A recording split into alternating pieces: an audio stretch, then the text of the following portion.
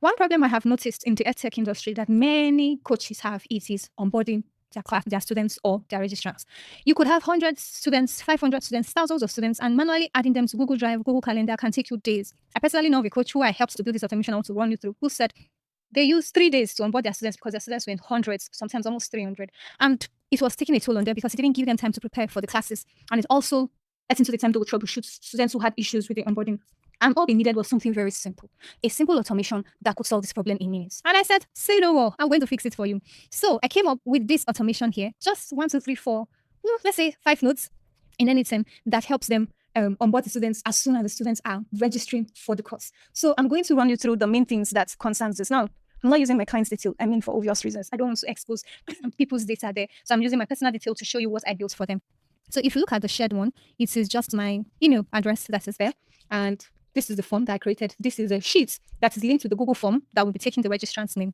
Something very simple. I just put name and email address. Then this is the reoccurring meeting that they have. If you look at here, it says weekly, Monday, Wednesdays, and Friday, because those are when their classes happen between the hour of 8 p.m. to 10 p.m. And if you can see, I'm the only person who is there. There's no other person. So here, let me show you how I did that. So I'm going to fill the form. The form is being the workflow is being published, and I'm going to fill the form so that you can see how that runs. So I'll just put Queen here. Then I'll put one of my emails here.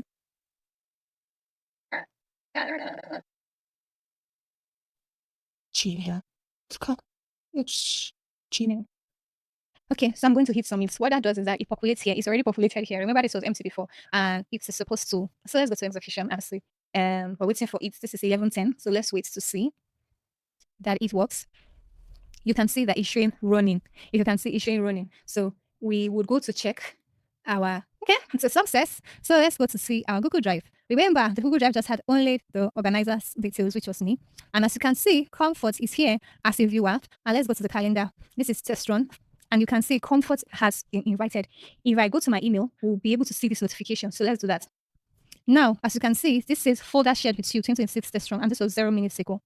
This invitation says test run at weekly from 8 p.m. to 10 p.m. Mondays, Wednesdays, Fridays from March 25th to Sunday, March 29th. And this was sent 0 minutes ago too. So the person who wants the email is supposed to click yes so that it reflects in their calendar. And there you have it. I have completely created an automation for them. So before you go, let me just walk you through each of the nodes so that you understand what I built for them. For the first trigger, the reason why I use Google Sheets instead of a Google form is because one, anything doesn't have a Google form trigger. Secondly, the forms are usually attached to a Google Sheet, right? Where the people who fill have their details populated in the Google Sheet. So why don't we just use that Google Sheet as a trigger for when the role is added? And that is why we have this, that every minute it gets to run. But if you can see, it took less than a minute of me filling the form for people, the various people to have their access, right? Instead of having to copy their email from the CRM, going to add it to Google Drive, changing the assets, going back to take their email, add it to Google Calendar, and all that stress. So I picked the form, I picked the Google Sheets tab, the tab in the Google Sheets, and all that, and the trigger when a row is added. That's what I picked. Then I had the share folder, and this one is to share access. If you see, this is being mapped because I did not execute this one by one for you to see the parameters. But hold on, let me see. Let me go to the execution and copy the successful one to the editor. Right. I've copied the successful one to the editor so that you can see the parameters when I open them. Good. So the name from the Google Sheet and the email address, and the email address is what is being mapped in the email address part. The row is reader, which in turn means viewer access that you give to the people who are filling the form. You don't want to give them editor access. If you wanted to give them more access, you can add that here. But for the purpose of this, it is just viewer access we wanted to give them. And this is what it looks like in a tabular form. This is what it looks like in a schema form and in a JSON format, right? And if you wanted to make any adjustments, you just come here and edit it. I didn't have a need for that. So what I did next was that after adding them to the Google Drive, it should go and get all the events on my calendar so that I can filter it by the specific events I want them to get. So if you check here, these are the events that I have. I have so many events on my calendar and I do not want all of that events for them to be added to it. So first fetch all the events on the calendar. Then we use a filter.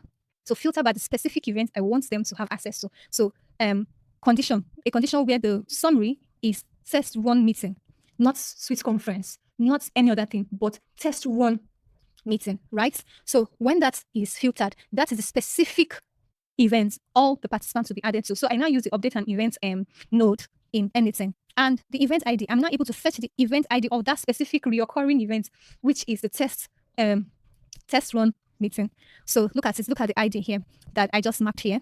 And what mode do I want? I want the attendees, and I want that the attendees are added below. I don't want them to be replacing the previous attendees. So if I use this other option, it will remove the attendees that are there before and replace them with the new people filling, which I don't want to. I want that it should be updating as people feel. It should be updating and not removing anybody. That's why I picked that option. And there you have it. You can see, even me myself, it didn't even take me up to an hour to walk you through this process that would usually take people 3 days. So if you are an edtech coach and you're in the edtech space, or even anybody who think you need something very simple to use to onboard registrants or students to Google Drive and Google Calendar without having to do this manually, people can be filling the form even when you're away from your system, when you're sleeping, you're not available, and they will still be onboarded as expected, right? So do send me a message for me to build it for you, and it will be my absolute pleasure to build it for you, walk you through it, and hand over the project to you. My name is Adeze.